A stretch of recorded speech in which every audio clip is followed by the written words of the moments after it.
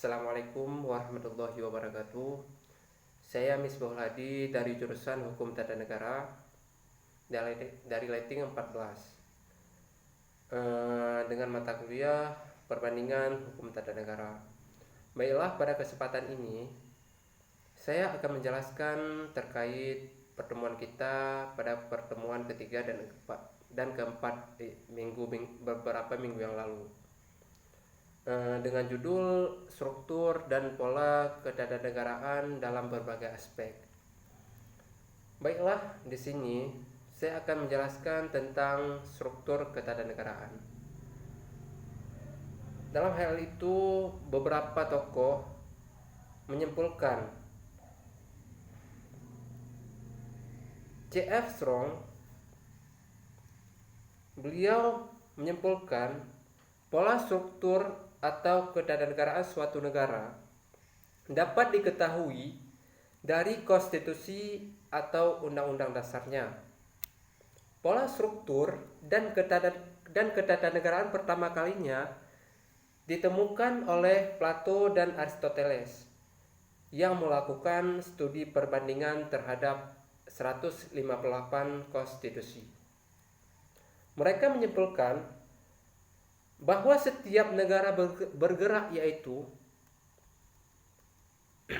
pada awalnya setiap negara itu dikuasai oleh seorang raja, yaitu kepemimpinannya itu berdasarkan pada kepemimpinan raja.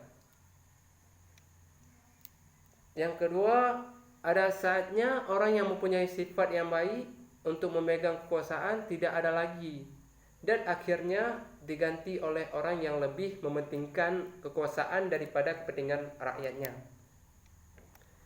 Yang ketiga, pemegang kekuasaan menghadapi tantangan dari oposisi memiliki sifat-sifat baik. Yang keempat, munculnya sekelompok orang yang menjalankan kekuasaan secara sewenang-wenangnya untuk kepentingan kelompok itu sendiri.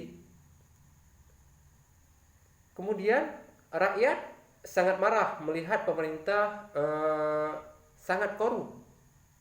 Ini yang kelimanya.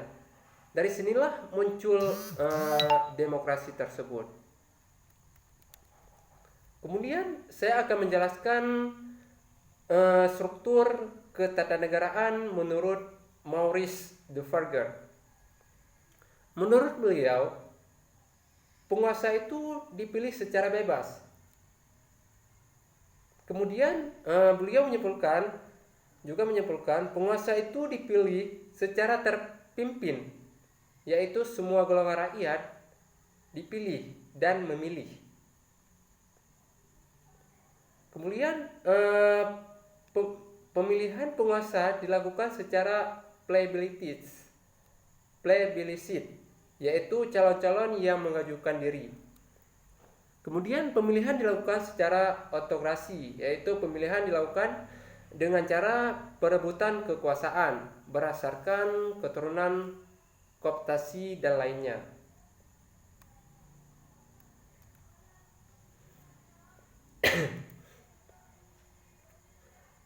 Adapun pengertian demokrasi dari para ahli.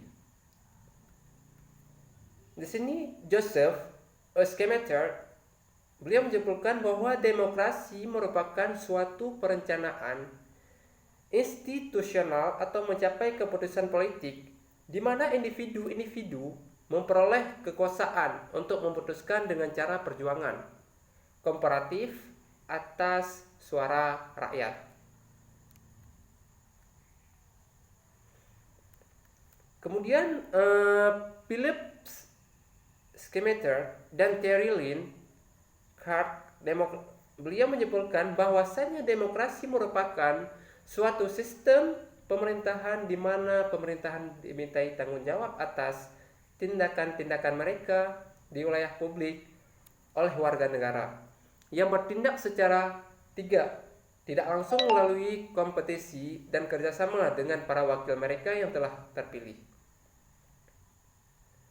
Adapun di sini saya akan menjelaskan tentang prinsip demokrasi. Yang pertama, kedaulatan itu di tangan rakyat. Yang kedua, pengakuan dan perlindungan terhadap HAM. Yang ketiga, pemerintah berdasarkan hukum. Keempatnya, peradilan yang bebas dan tidak memihak. Yang kelima, pengambilan keputusan atas musyawarah. Dan yang keenam, adanya partai politik dan organisasi sosial politik. Kemudian diktator. Apa itu diktator? Diktator merupakan seseorang yang memerintah absolut, ditandai dengan kebrutalan dan penindasan terhadap kelompok oposisi. Menurut Julius Archer menyatakan bahwa diktator adalah seorang penguasa yang mencari dan mendapatkan kekuasaan mutlak tanpa memperhatikan keinginan nyata rakyatnya. Maka kita dapat mengambil kesimpulan bahwa seorang diktator dalam menjalankan pemerintahan akan menyimpang dan bahkan bertentangan dengan prinsip demokrasi. Sebagai akibatnya, sistem pemerintahan tidak lagi demokratis, melainkan sistem kediktatoran. Adapun sebab-sebab secara terperinci tentang munculnya seorang diktator, yang pertama, rakyat tidak puas dengan pemerintahan yang sedang berkuasa. Perasaan ini timbul karena pemerintahan yang lemah dan tidak efektif, seperti halnya Italia sebelum fasisme. Kemudian yang kedua, keadaan rakyat yang sedang menderita serta putus asa. Cara-cara yang sangat menarik ditawarkan kepada rakyat sehingga rakyat menerima dan mengikutinya, seperti Rusia mengikuti Lenin, Jerman mengikuti Hitler. Yang ketiga, sang diktator dan pengikutnya memegang kekuasaan.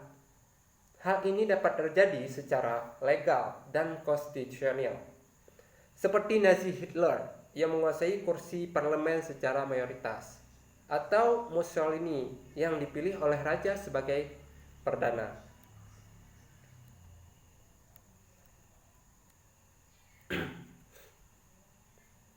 Baiklah, di sini saya akan memaparkan tentang prinsip pemimpin.